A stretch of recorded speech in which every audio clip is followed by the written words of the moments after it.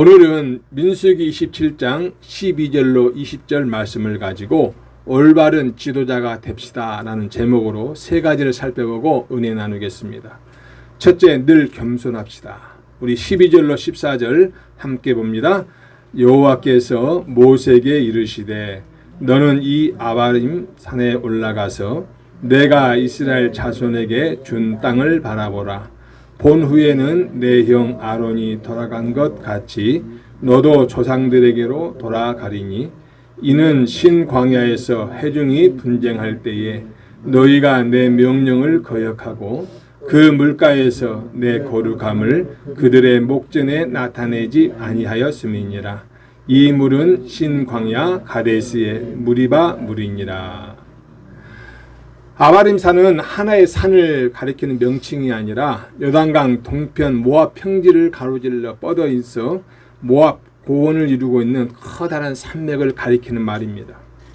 거짓 선지자 발람이 이스라엘을 저주하라 하는 모압 왕 발락의 그 사주를 받아서 제사를 드렸던 곳이고, 또 신명기 3장에서 모세가 올라가서 약속의 땅을 바라보았던 비스가 산이 이 아바림 산맥 속에 있습니다. 또 모세가 죽음을 맞이한 곳인 느보산도 이 아바림 산맥 중에서도 가장 높은 봉우리로 여리고 맞은편에 자리 잡고 있다고 신명기 32장에서 밝히고 있습니다. 신명기 32장 49절에 너는 여리고 맞은편 모압 땅에 있는 아바림 산에 올라가 느보산에 이르러 내가 이스라엘 자손에게 기업으로 주는 가나안 땅을 바라보라.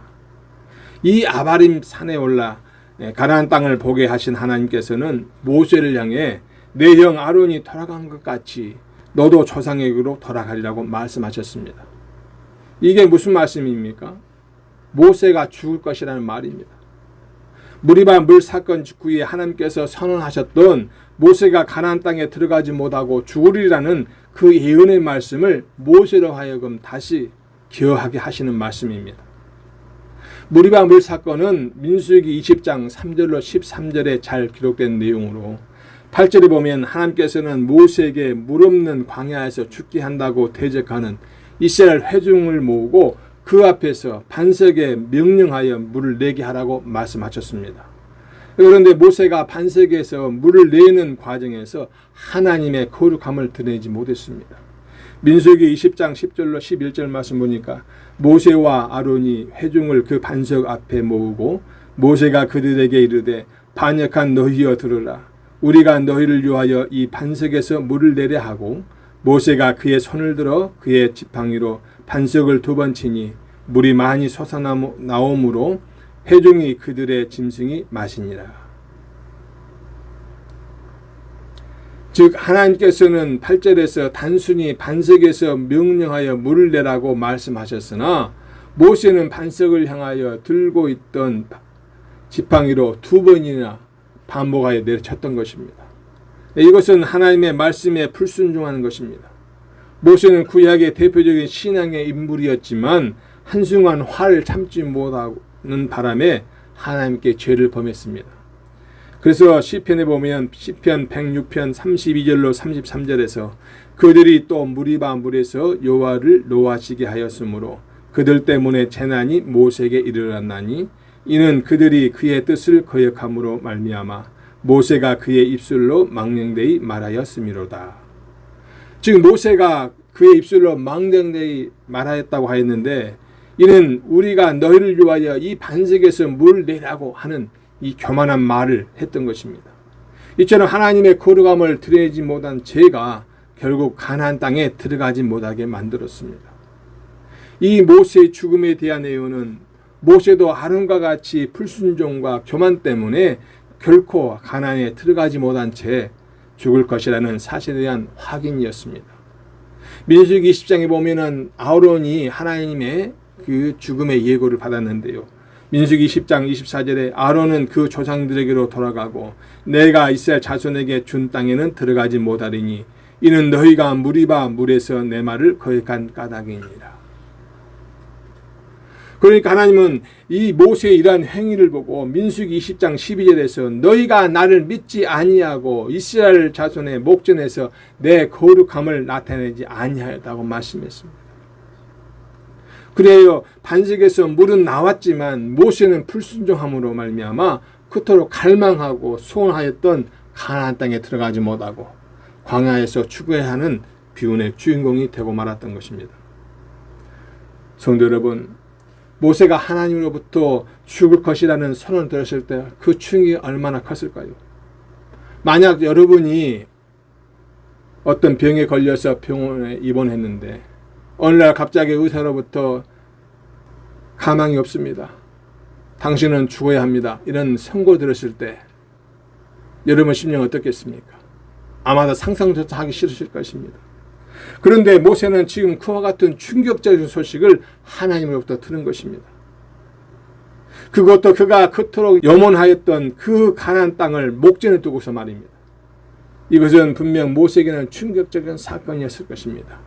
그러나 모세는 이 말씀을 듣고 놀라거나 하나님을 원망하지는 않았습니다. 사람이 어떤 일을 열심히 하고 그 열매를 얻지 못한 채 죽어야 한다면 그 좌절감이 난 것은 죽음보다도 더 무섭게 다가오기 마련입니다. 본문에는 나오지 않지만 신명기 3장에 보면 모세는 가나안 땅에 들어가고픈 강한 열망을 가지고 하나님께 기회를 달라고 조심스럽게 강조했습니다. 신명기 3장 24절로 25절에 주 여호와여 주께서 주의 크심과 주의 권능을 주의 종에게 나타내시기를 시작하였사오니 천지간에 어떤 신이 능히 주께서 행하신 일 곧 주의 큰 능력으로 행하신 일 같이 행할 수 있으리이까 구하옵나니 나를 건너가게 하사 요단 저쪽에 있는 아름다운 땅 아름다운 산과 레바논을 보게 하옵소서. 그러나 하나님께서는 26절에서 냉정하게 대답하십니다. 그만해도 족하니 이 일로 다시 내게 말하지 말라. 지금까지 하나님께서 모세에게 베풀어 주신 은혜만으로도 족하다는 것입니다. 사랑하는 성도 여러분, 하나님은 때로 우리 기도에 노라고 대답하실 때도 있습니다. 그것이 가장 좋은 응답이기 때문입니다. 그러므로 우리는 하나님께 소원을 간절히 아뢰되 구하여도 응답이 없으면 그것이 좋은 줄로 알아야 합니다. 즉 그만해도 족하다는 하나님의 뜻을 헤아려야 하는 것입니다. 그것이 하나님을 믿는 자로서의 바른 태도이며 바른 간구의 자세인 것입니다. 모세의 죽음에 대한 하나님의 예언의 말씀은 오늘을 살아가는 우리들에게도 공의로우신 하나님을 두려워하며 하나님의 말씀을 늘 순종하며 겸손하게 행해야 함을 일깨워 줍니다. 늘 겸손한 삶을 사시길 주님의 이름으로 축복합니다. 둘째, 성도를 먼저 생각합시다. 우리 15절로 17절 함께 봅니다. 모세가 여호와께 여짜와 이르되 여호와 모든 육체의 생명의 하나님이시여 원하건대 한 사람을 이 회중 위에 세워서 그로 그들 앞에 출입하며 그들을 인도하여 출입하게 하사 여호와의 회중이 목자 없는 양과 같이 되지 않게 하옵소서. 본문에 모세가 하나님부터 자신의 죽음에 대한 예고를 듣고 자신을 대신해서 이스라엘 백성들을 인도할 새 지도자를 세워달라고 하나님께 간구했습니다. 즉 모세는 이제까지 이스라엘 백성을 이끌고 온 자신은 가나안 땅에 들어가지도 못하고 가나안 땅을 목전에 두고 죽어야만 하는 상황에서도 자신보다 백성들을 더욱 걱정했던 것입니다. 모세의 모든 관심은 오직 백성들의 안위에 있었습니다. 이스라엘 백성들에게 있어서 모세는 정령 올바른 목자였습니다. 자신을 지도자라고 생각하는 사람이라면 마땅히 이 모세의 이러한 태도를 본받아야 할 것입니다. 이는 모세가 하나님께서 세우신 올바른 목자가 아니었다면 도저히 있을 수가 없는 일이죠. 왜냐하면 모세는 그가 평생 꿈꿔오던 가나안 땅을 눈앞에 두고 죽음을 선고받은 자로서 그 누구보다도 고통스러운 처지에 있으며 게다가 이스라엘 백성들은 모세에게 항상 기쁨보다는 고통을 보람보다는 좌절을 안겨주었던 자들이기 때문에 그렇습니다. 모세가 하나님께서 약속하신 가나안 땅에 들어가지 못하고 40년간 늙은 몸을 이끌고 광야를 떠돌아 했던 것도 바로 그들 때문이었으며 또한 마침내 이렇게 가나안 땅을 밟지 못하고 최후를 맞게 된 것도 근본적으로는 그들이 가데스 무리바에서 그와 아론을 원망함으로써 비롯된 일이기 때문입니다. 그러나 모세는 하나님께서 세우신 그들의 올바른 지도자였기 때문에 이처럼 죽음을 선고받은 상황에서도 자신에게 크나큰 고통과 좌절을 안겨준 이스라엘 백성들을 죽음이 임박한 자신의 처지보다도 더욱 염려하고 기도했던 것입니다. 자신이 아무리 어려운 처지에 놓이게 된다 할지라도, 다른 자들이 자신을 아무리 실망시킨다 할지라도 끝까지 자기보다도 자신에게 맡겨진 양들을 먼저 생각하는 자가 바로 올바른 목자요 지도자입니다. 자신이 어려움을 당했다고 해서, 또는 자신에게 맡겨진 자들이 자신을 실망시켰다고 해서 양떼를 돌아보는 이들, 그런 자신의 책임을 대던져버리고 오직 자기 자신을 위한 일에만 몰두한다면 그는 결코 좋은 지도자라고 할 수가 없는 것입니다. 사무엘 보십시오. 그는 이스라엘 백성들이 자신을 통한 하나님의 통치를 거절하고 왕을 구했음에도 불구하고 그들을 위해서 기도하기와 성하고 의로운 도로 갇히기를 쉬지 않겠다고 하였습니다. 사무엘상 12장 23절에 나는 너희를 위하여 기도하기를 쉬는 죄를 여호와 앞에 결단코 범하지 아니하고 선하고 의로운 길을 너희에게 가르칠 것인즉. 사랑하는 성도 여러분, 자신의 뒤를 이을 지도자를 세워달라고 간구한 모세는 자신의 죽음에 대하여 전혀 두려워하지 않았으며 약속의 땅에 들어가지 못하고 죽어야만 하는 자신의 처지를 한탄하지도 않았습니다. 그렇다면 모세가 죽음의 선고를 듣고도 이처럼 두려워하지 않을 수 있었던 이유는 무엇이겠습니까? 그것은 바로 그가 하나님을 생명의 주로 보았기 때문입니다. 다시 말해서 그는 하나님을 모든 육체의 생명의 하나님으로 믿었고, 그래서 자신에게 육체적인 생명을 주신 분이 하나님을 믿었기 때문에 바로 그 하나님께서 자신의 육체적인 생명을 거둘지라도 능히 더 나은 생명을 자신에게 주실 것을 확신함으로 담대할 수 있었던 것입니다. 하나님을 생명의 주로 믿는 사람은 죽음을 두려워하지 않을 수 있습니다.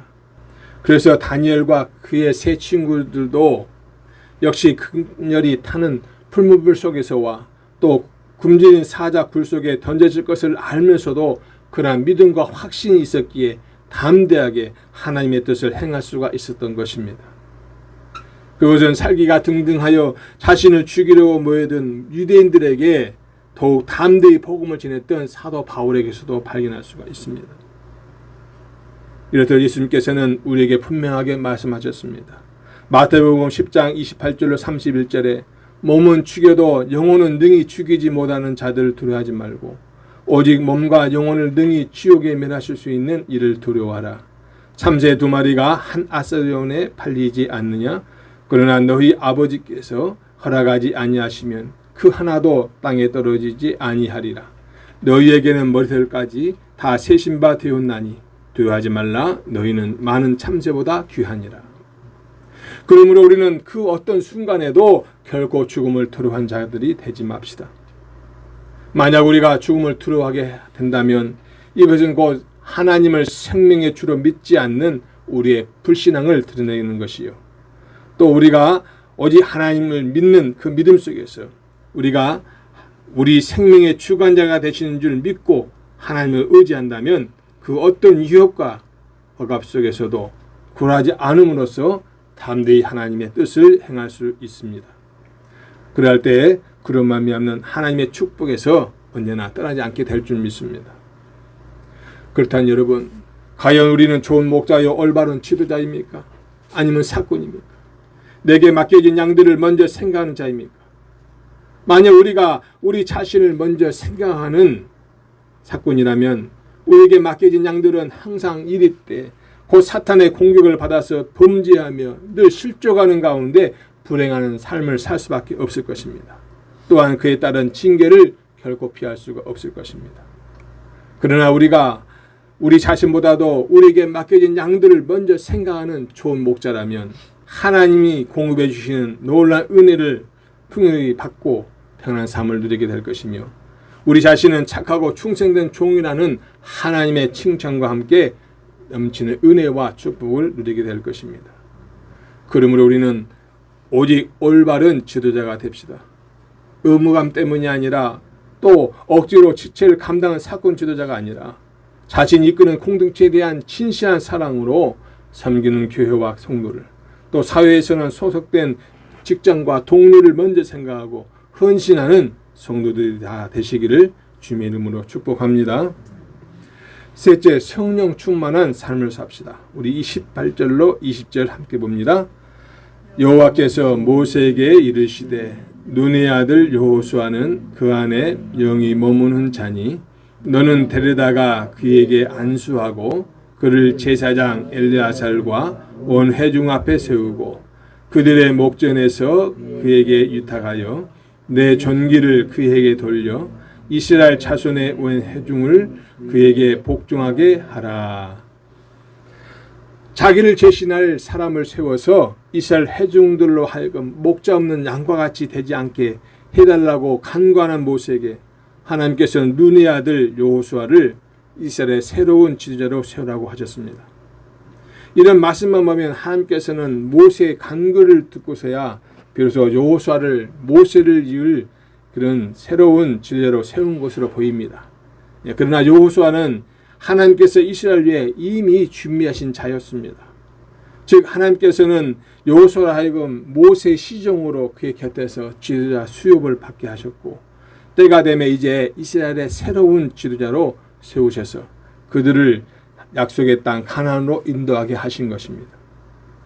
이와 마찬가지로 하나님은 오늘 우리에게도 준비된 한 목자를 세우셔서 우리로 하여금 광야 같은 이 세상에서 방황하지 않게 하시고 영원한 약속의 땅 곧 영적 가나안인 천국으로 인도하게 하셨습니다. 그분이 누굽니까? 바로 우리 주 예수 그리스도이십니다. 예수님 하나님께서 우리를 위해 준비하신 참된 목자입니다. 그러한 의미에서 볼 때 구약 시대의 모세를 대신하여 이스라엘 목자로 세워지고 그들을 가나안 땅으로 인도해드린 여호수아는 오늘날 우리들 천국으로 인도하시도록 세움받은 예수님의 예표가 된다고 하겠습니다. 성도 여러분, 우리가 여기서 주목해야 할 사실 하나 있는데요. 그것은 하나님께서 여호수아를 이스라엘의 새로운 지도자로 세우신 근거입니다. 왜 여호수아를 이스라엘 백성들의 새로운 지도자로 세웠는가? 그것은 그가 영이 머무는 자였기 때문입니다. 즉 성령이 충만한 자라는 말씀입니다. 하나님께서는 당신의 일에 사용하는 자의 조건은 다른 무엇이 아니라 성령이 충만한 자입니다. 아무리 세상적인 조건이 좋다고 하고 타고난 능력을 소유한 자라도 성령이 없으면 하나님의 영에 감동되지 않으시면 하나님의 일에 사용될 수가 없습니다. 실제로 성경에서 하나님 일에 사용된 자들 보면은 다 하나님의 영에 감동된 자들입니다. 모세가 그랬고 또 성막을 제조했던 부살렐이 그렇고 또 구약시대 모든 사사나 또는 선자들이 그랬습니다. 다윗 왕도 그랬고 또 신약에 와서는 베드로나 또 7 집사들도 있죠. 이와 같이 하나님의 일에 사용된 모든 사람이 다 성령의 충만을 입었습니다. 그러므로 우리가 하나님의 도구로서 하나님의 일에 사용되고자 한다면 무엇보다도 하나님의 성령으로 충만해져야 합니다. 예수님께서는 승천하시면서 당신의 제자들에게 성령을 기다리라고 말씀하셨습니다. 누가복음 24장 49절에 볼지어다 내가 내 아버지께서 약속하신 것을 너에게 보내리니 너희는 위로부터 능력으로 입혀질 때까지 이 성에 머물라 하시니라. 또한 하나님께서는 요엘서 2장 28절에서 세상의 만민에게 당신의 영을 부어주시겠다고 약속하셨습니다. 이 달리 말하면 우리가 하나님의 도구로 사용되기를 원하신다는 말입니다. 하나님께서는 지금 우리를 하나님 나라를 확장하는 도구로 사용하시기를 원하십니다. 초대교회의 성도들처럼 담대히 복음을 전하시기를 원하시는 것입니다. 그러므로 성령의 충만함을 삼으시길 바랍니다. 그리고 이를 위해서 더욱 하나님께 기도하며 흔들지 않는 믿음 위에 바로 서십시다. 오직 흘리지 않는 믿음과 기도만이 성령 충만의 비결입니다. 사도행전 4장 31절 말씀 보니까 빌기를 다함에 모인 곳이 진동하더니 무리가 다 성령에 충만하여 담대히 하나님의 말씀을 전하니라. 산성도 여러분, 모세는 하나님으로부터 자신의 죽음에 대한 예고를 듣고도 자신을 염려하기보다는 백성을 먼저 염려하고 그들을 위해 하나님께 기도했습니다. 이러한 모세의 모습은 큰 감동으로 다가오고 있습니다. 우리는 진정 남을 먼저 생각하는 사람, 백성을 먼저 생각하는 지도자, 성도를 먼저 생각하는 목자가 되어야 되겠습니다. 주님의 재림을 소망하고 예수님은 우리의 구원자시라는 사실을 기억하며 성령 충만한 성도요 올바른 지도자들이 다 되시길 주님의 이름으로 축복합니다.